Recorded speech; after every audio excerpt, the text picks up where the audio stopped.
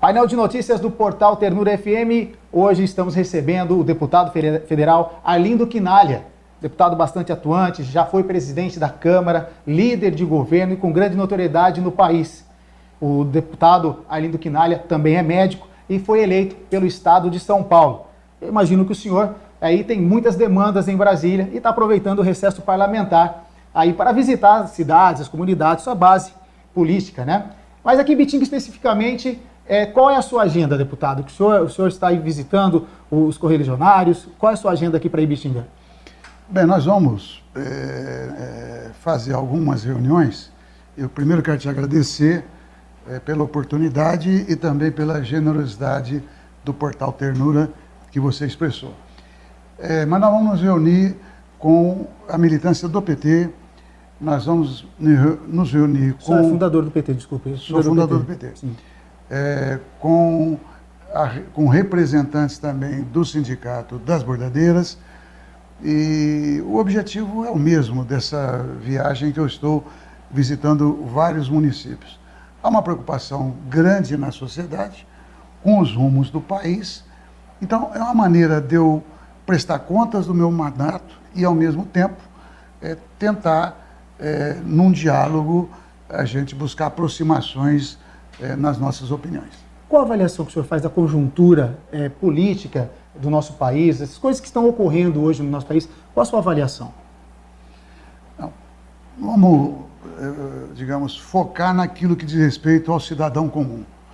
Nós temos 13 milhões de desempregados.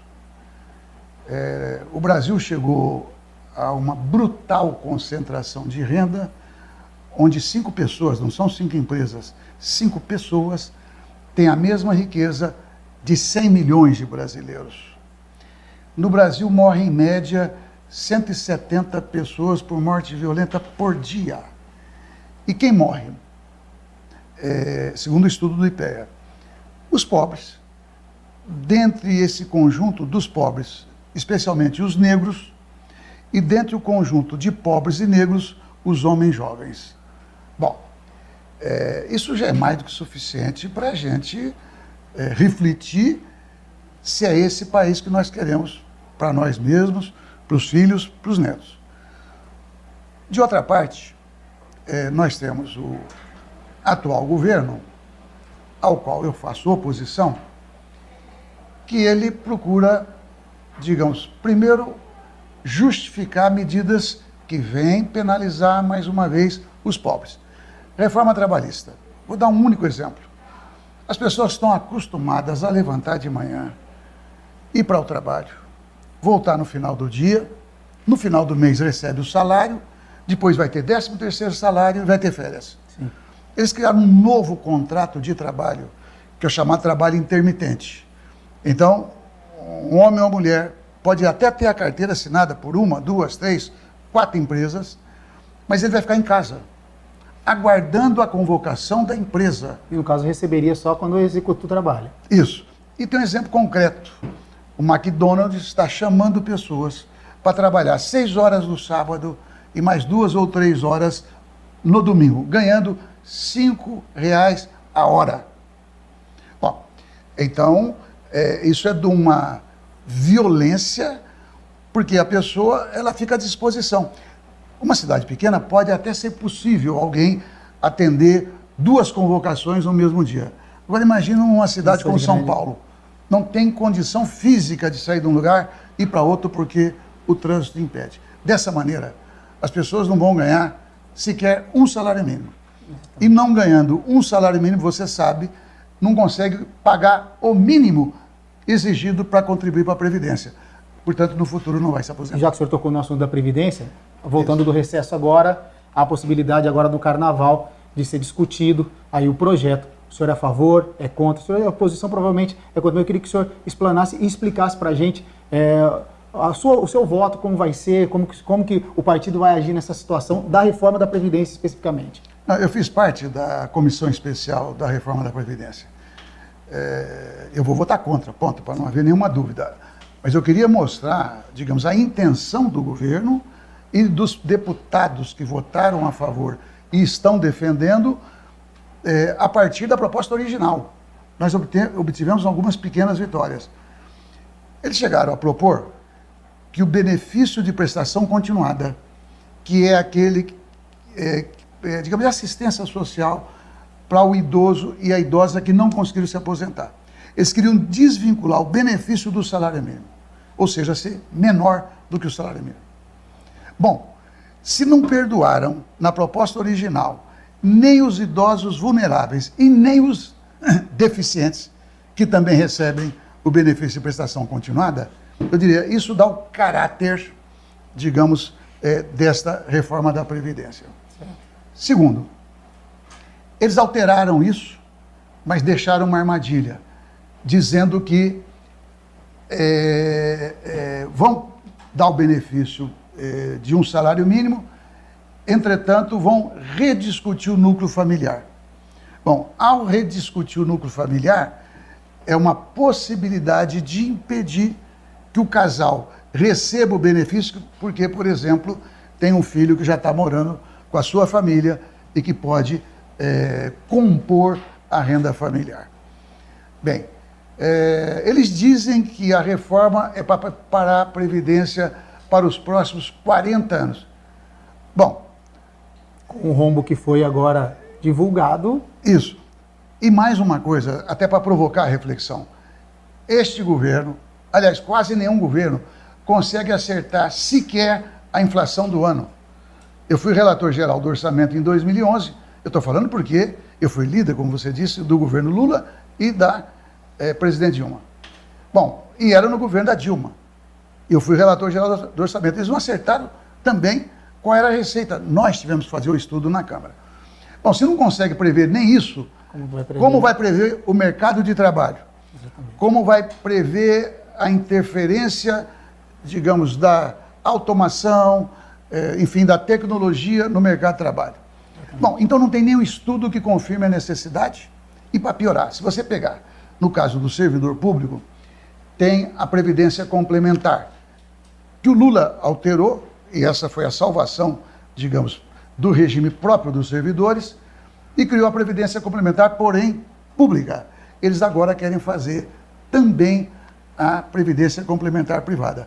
Leia-se, por trás da proposta está o sistema financeiro, estão os bancos. E estão investindo pesado também na mídia para tentar fazer com que o povo aceite essa reforma. Eu acho que o pessoal está acompanhando aí a visita do presidente em vários setores aí da mídia e canais de televisão. Eu acho que justamente para embutir isso, né, na cabeça das pessoas de que é realmente uma coisa boa, mas aí, como o senhor falou, não dá para prever. Como vai prever? Não, né? Não, e tudo que foi apresentado é ruim. Exato. Então, assim, numa frase, que o tema é complexo bastante, digamos, não tem ninguém que não seja prejudicado pela reforma da Previdência, exceto aqueles que não entraram. E quais as perspectivas? Eu não digo nem na questão da reforma da Previdência, mas que Brasil a gente vai encontrar agora para o futuro, nesse ano de eleição? O que a gente pode esperar? O que o senhor acha? Qual a opinião do senhor em relação a isso? Quais as perspectivas para o próximo período? Olha, Marcelo, eu gostaria muito de dizer que vai melhorar, mas nada indica. Eu vou dar um outro exemplo, porque o que ocorreu? Muita gente resistia em interpretar que o impeachment da Dilma fosse um golpe. Por que foi um golpe? Porque não havia crime de responsabilidade, primeiro. Segundo, se aquilo fosse um crime de responsabilidade, vários presidentes, vários governadores, etc., teriam que ser afastados. O que nunca aconteceu, nem vai voltar a acontecer. Então a questão é, por que é que afastaram a Dilma? Exatamente para fazer essas contra-reformas e para privatizar. Estão venderam já, por exemplo, o campo de petróleo de Carcará, que é a joia da coroa na Baixada Santista, é o maior campo. O que é pior, venderam a $2 o barril de petróleo, quando no mercado internacional, você sabe disso, está $70 o barril. E agora enviaram uma proposta para privatizar o setor elétrico. O sistema Eletrobras é responsável por 70% da geração e transmissão da energia do Brasil. Isso fere a própria soberania nacional. Todos nós, adultos, já vimos filmes de guerra. A parte a violência, mas é guerra, o que a aviação faz? Eles arrebentam ponte, arrebentam o setor elétrico e o setor de comunicação. Que são essenciais, né? Claro, por isso que a gente fala que isso afeta a soberania. Exatamente. Então, eu lamento, eu deposito a esperança no novo governo que apresente um projeto, digamos, para recuperar o país. Porque as forças atuais que compõem o governo, eu não acredito e por isso é que eu sou oposição. Na reforma da Previdência eu propus, falei, por que vocês e nós, falei, nós somos oposição, mas queremos fazer a coisa correta. A Espanha em crise, como é que ela equacionou o tema da Previdência? Juntou governo, trabalhadores, empresários e chamaram uma equipe de especialistas. E ali ficou definido o chamado Pacto de Toledo. As decisões são todas unânimes, exatamente porque ninguém quer quebrar a Previdência, mas ninguém quer também fazer o que o governo brasileiro faz. Você já conhece o papel do CARF, é o Conselho de Administração da Receita Federal. Os mega empresários caloteiros, quando são autuados pela Receita, eles recorrem ao CARF. Se perderem no CARF, eles vão para o Poder Judiciário. A síntese, vai se arrastando, né? Não, a síntese é a seguinte, o mega empresariado, ele não paga dívida velha. E dívida velha, ele trabalha para envelhecer. Quer dizer, e uma das mudanças que foi feita na reforma trabalhista é que empresários que tenham uma determinada empresa, os mesmos sócios podem fundar a empresa B. Ele tem a empresa A e a empresa B. No momento que a empresa A começar a se complicar, que eles antevirem, digamos, a chance de quebrar, eles passam o patrimônio, eles passam todos os ativos, mas não passam as dívidas. E aí aquilo que era sagrado, digamos, numa recuperação de qualquer empresa, que era primeiro pagar as dívidas trabalhistas, você vai estar uma empresa fantasma. Portanto, os trabalhadores que deram anos da sua vida não vão receber nada. E tem trabalhador que não entende. O papo está muito gostoso e até é interessante a gente esclarecer tudo isso, e é importante essa colocação. A gente vai fechar a entrevista e eu queria só saber rapidamente do senhor, esse ano de eleição, vai tentar o 6º mandato? Vou tentar, na verdade, o 8º. Porque... 8º já?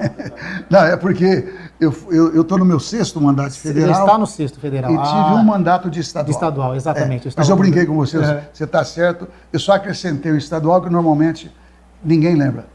Então, podemos esperar. Não, eu vou disputar. Então eu queria que o senhor deixasse uma mensagem para Ibitinga, para a região, para todo mundo que nos acompanha aqui pelo portal Ternura FM, já com essa mensagem de esperança para esse ano agora de 2018, uma mensagem para todos que estão nos assistindo. Bem, pelas respostas que dei, as boas perguntas que o Marcelo aqui fez, eu quero dizer que é da essência da vida, é da essência, portanto, também da política. Nós não temos o direito de desanimar. Portanto, nós temos, com as eleições, de disputar projetos, né? Então, eu falei da concentração de renda. Então, nós queremos fazer uma proposta que consiga, de fato, distribuir renda, que não venda patrimônio nacional, que melhore o salário mínimo, porque o Lula inaugurou e a Dilma continuou, aumento real do salário mínimo, que vai no sentido de repartir renda num país que tem muita concentração. Portanto, nós temos otimismo quanto ao Brasil. Por que nós temos?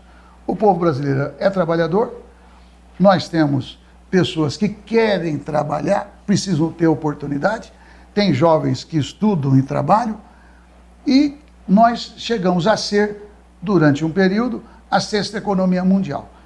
Nós somos uma potência que o mundo em dado momento reconheceu, mas no presente momento, que é ruim, nós queremos transformá-lo num momento absolutamente passageiro. Então, aproveito para desejar para você, para toda a equipe e também para aqueles que nos assistem, um excelente 2018 e que 2019 seja melhor ainda. É o que esperamos. Muito obrigado. É isso, obrigado. Até uma próxima oportunidade. Obrigado a você pela sua atenção, pela sua audiência.